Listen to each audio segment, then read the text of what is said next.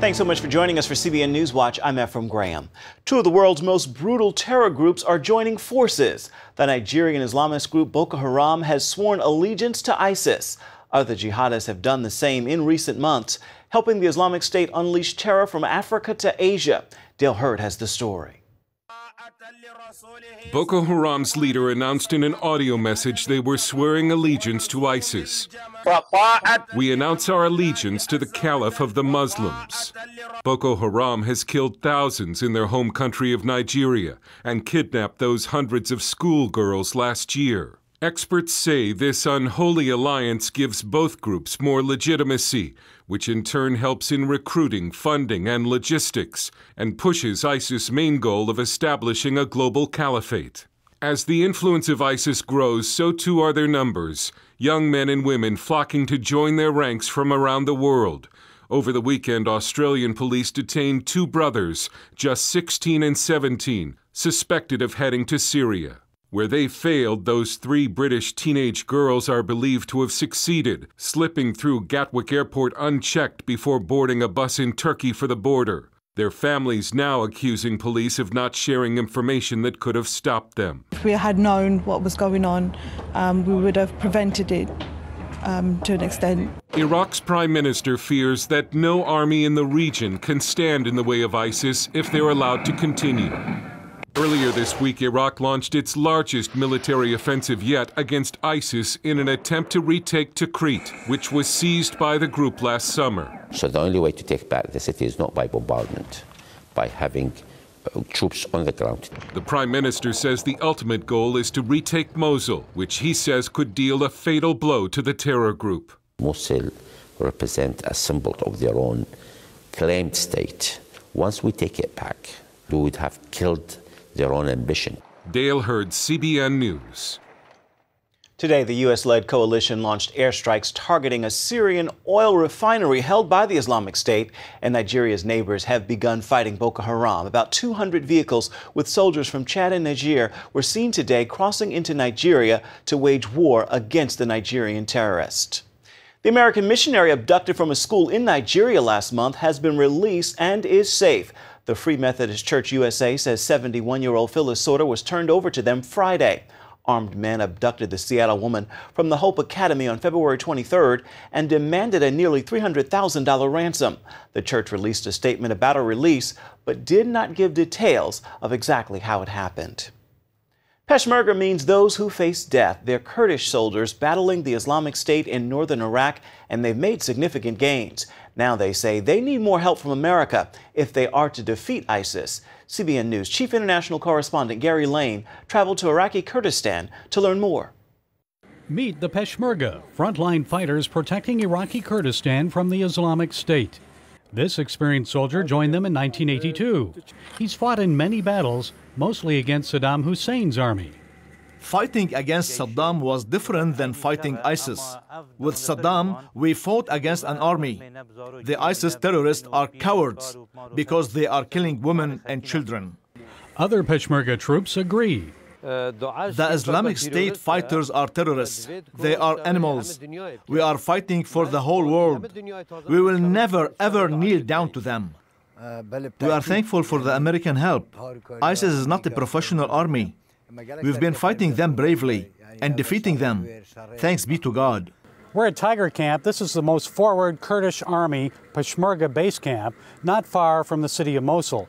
Now, talking to these soldiers, these troops here, they've told me they can defeat ISIS, but what they really need to do that is American advanced weaponry. Sirwan Barzani is the nephew of the Kurdistan president. He commands the Peshmerga in this part of Iraq. My sector is more than 130 kilometers long, but we don't get any new weapons on ground in our hands.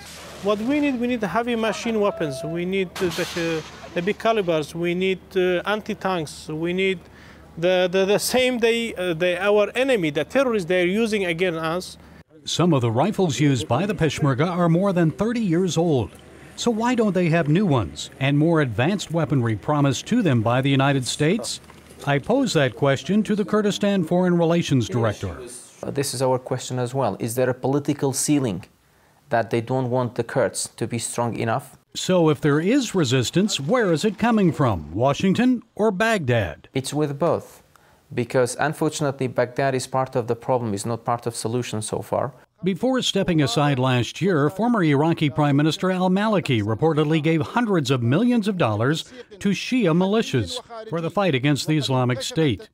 Current Prime Minister al-Abadi has agreed to send $1 billion to the Peshmerga. But that's for salaries, not advanced American weaponry. And neighboring countries Iran and Turkey fear a well-armed Kurdistan might declare independence from Iraq and then threaten them. But the Deputy Speaker of the Kurdistan Parliament told me stronger forces would be good for those countries by defeating ISIS and bringing stability to the region. Though we have made progress in talks with Turkey, we have not convinced them of this. We hope to persuade them that a stronger Kurdistan will help regional security. The Iraqi military is fighting to win the city of Tikrit back from ISIS. And once Tikrit is liberated, the Iraqi military will set its sights on freeing Mosul from ISIS control. The Kurds say they'll join Iraqi forces in that battle if asked. Hundreds of their Peshmerga troops have already died fighting ISIS, and they say without the advanced weapons they need, many more may die in Mosul and elsewhere in Iraq. If we give life, why we are not receiving heavy weapons to protect this life and to make a decisive war against ISIS and to make it as quickly as possible. Gary Lane, CBN News, Malakara, Iraq. Likely Democratic presidential candidate Hillary Clinton took fresh fire over the weekend for her secretive emails she was using as Secretary of State. Clinton violated State Department rules by conducting official government business only through private emails. She even set up a server out of her own home so she could have complete control over access to her email records. President Obama said this weekend he did not know Clinton was using a private email account. Now both sides are saying Clinton has to answer for what she did. I think that she needs to step up and come out and state exactly what the situation is. If this is the way she's going to run her operation, if this is the mindset she's going to have, I don't think she's going to be president. The Clintons come trailing clouds of entitlement and concealment, the kind of people who could find a loophole in a stop sign. Meanwhile, Clinton is not talking publicly about the scandal as it continues to grow. This weekend, about a dozen Republican presidential hopefuls gathered in Iowa for the inaugural agricultural summit. The event marked the debut of Jeb Bush. I want to win. I want our party to win. I want conservatives to win.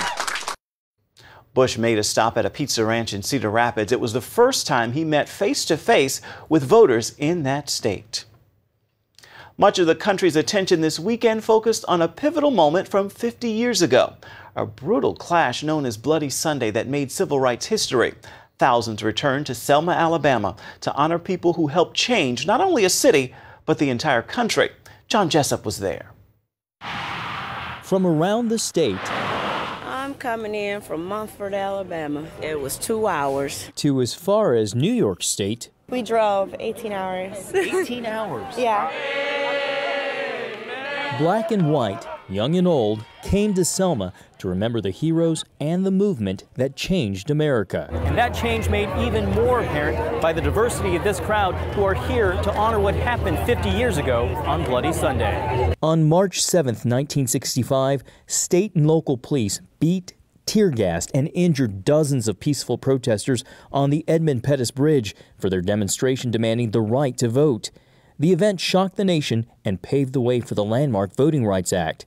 Decades later, law enforcement agencies again walked the bridge, this time leading a march in unity instead of trying to stop it. I just think about all the people that went through to get us where we are.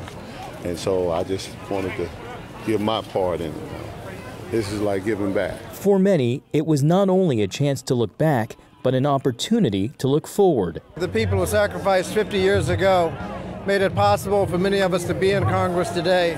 We're celebrating that fact and also recognizing the fact that there's a lot more work to do. Speaking at the foot of the historic bridge, President Obama credited the foot soldiers of justice who opened doors for him and countless others. Young people behind the Iron Curtain would see Selma and eventually tear down that wall. Young people in Soweto would hear Bobby Kennedy talk about ripples of hope and eventually banish the scourge of apartheid. An estimated 40,000 people came to Selma, including around 100 members of Congress. There'll be some day that when they'll come commemorate this, there won't be the folks that actually walked across the bridge that being able to cross with you. People like Vera Collins Booker, a retired nurse who lived through that dark day and treated the wounded. Did you ever think this day would come? No, I dreamed it because we all were trying to vote and we were trying to get registered and we all did. And now I never miss a time to go vote.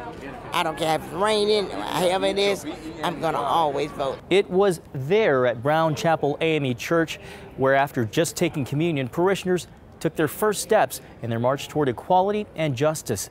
Some say it's also important to remember that the civil rights movement began in the Christian church, dedicated to exalting the name and showing the love of Jesus to all.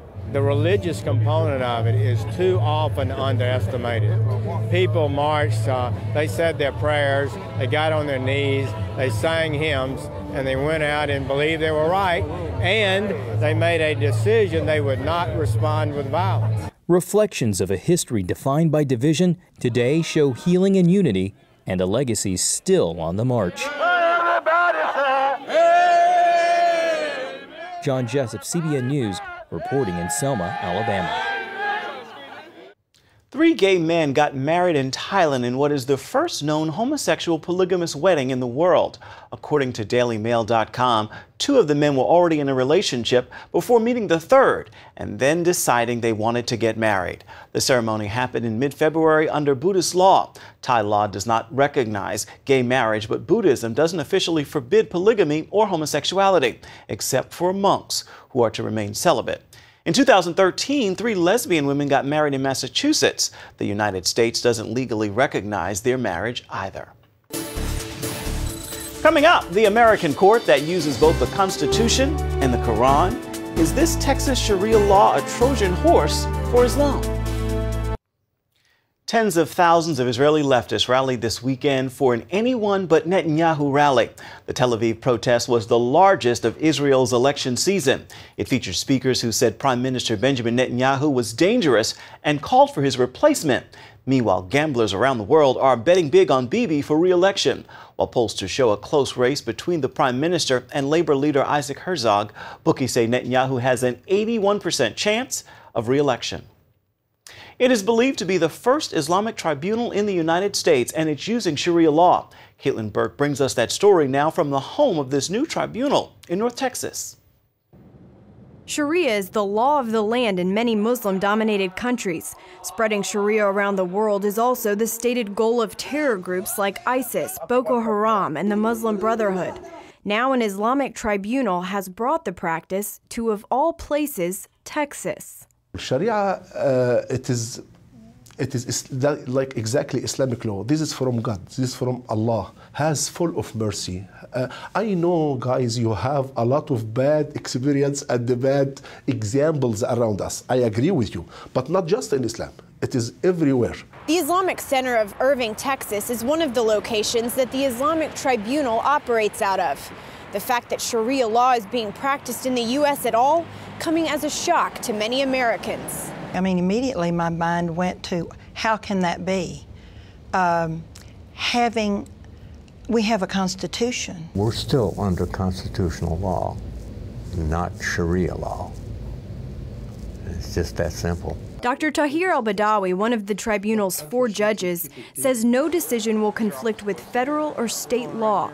They'll handle no criminal cases, only divorce or business disputes. Yet many Muslims see it as the ultimate authority. Means if just the Muslim woman wants to go to a civil court and she got the final decree from the civil court, that's not enough for her to be divorced. So she has to go to Imam, to go to our Imam, or to come to Islamic tribunal to get the final divorce for both parties, for both sides, for both sides. The Sharia law or the Islamic law or the religious way and also the civil way. Opponents of the Islamic Tribunal say there's no place for Sharia law here in the U.S. CBN News spoke with Dr. Frank Gaffney, president of the Center for Security Policy. He says Muslims will be coerced to take their issues to the tribunal. If a woman, for example, wants her divorce to be recognized within the Islamic community, then she must get it through the Sharia process. The judges from the Islamic tribunal say there are similar tribunals in any religion, and they're just trying to act as mediators and counselors for the Islamic community. Many communities have the same thing. Yes, for Muslims, this is the first time, I agree with you, but this is not, I'm sorry, attack or not ignore anything in the United States. Texas lawyer John DeGroot says he sees parallels to mediation settled out of court. And if it's non-binding and simply helps people guide their way through the dispute, all the better. The Islamic tribunal stresses that it won't follow the harsh Islamic law practiced in Muslim countries. Gaffney argues allowing any Sharia law here will undermine U.S. laws and protections for Muslims, especially women and children. He points out the track record of what's already happened in Europe. In places like Britain, we've seen a separate court system take effect. You now have something like 87 different Sharia courts recognized by the British government that operate kind of in parallel with the courts of the English common law. In our country, we've both seen this kind of effort made, mostly through arbitration councils to this point, now this tribunal, but also an effort made to penetrate our actual own American court system. And this is very troubling. In Mississippi, lawmakers are working on legislation that would prevent Sharia law from being argued in their courtrooms.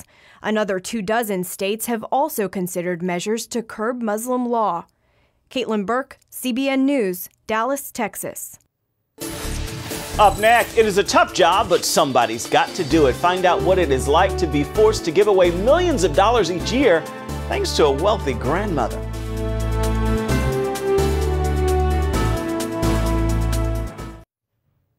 What would you do if you had to give away millions of dollars each year?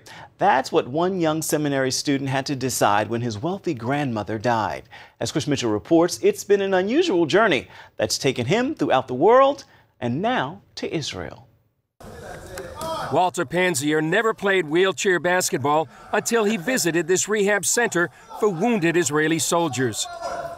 Oh, that was incredibly difficult. They made it look so easy. Panzier and 3 other trustees oversee one of the largest foundations in the world, the Leona Helmsleys Charitable Trust.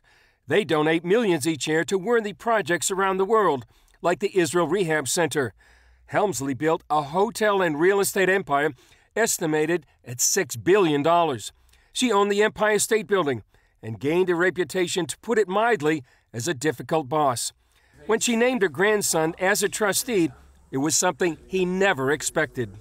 This is amazing. As a Christian, if you would have asked me 10 years ago, would I be standing here in Israel? I'd say absolutely not. As I went through my pastoral studies, if I was asked if I was going to be in Israel helping Israelis, helping the poor across Africa with our other projects and helping people in the United States, I would never believe it in a million years. This is truly a blessing to be here. They support a number of projects in Israel, including one of the world's leading brain research centers. Fellow trustee Sandy Frankel feels it's always timely to bless Israel. Every time is an important time, and whenever now is the most important time. Tomorrow will be the most important time, even more important than today. When you think about Israel, a flower flourishing in a tsunami of war and hatred and upheaval in this part of the world, and still it manages to flourish, it's a miracle. Absolutely. Israel is the light to the nations, and the world, I feel, doesn't understand that. There's so much where they're caught up on the conflicts that's going on in Israel. And there's so much more to Israel than just the conflicts. There's wonderful scientific research being done here. There's wonderful humanitarian aid being done here. That's not getting reported by mainstream press. During their visit, a terror attack took place in Tel Aviv, while a border incident flared along the northern border with Lebanon. Yet life goes on. And we hear the same thing over and over again. How strong the Israeli will is here, how strong the people are, even at horrible times with rockets coming in and at a brink of war. People are at peace here. People go on with their daily lives. When you help Israel, you help the world. That's what people don't realize. Israel Israelis aren't an inward people who are trying only to help themselves. What they do benefits the world. Chris Mitchell, CBN News, Jerusalem.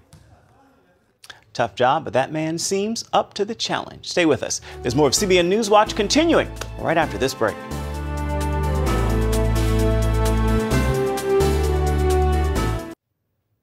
And welcome back to CBN NewsWatch. When you think of a computer software consultant, you don't usually think artist. But one computer whiz is branching out to express his faith in a remarkable way.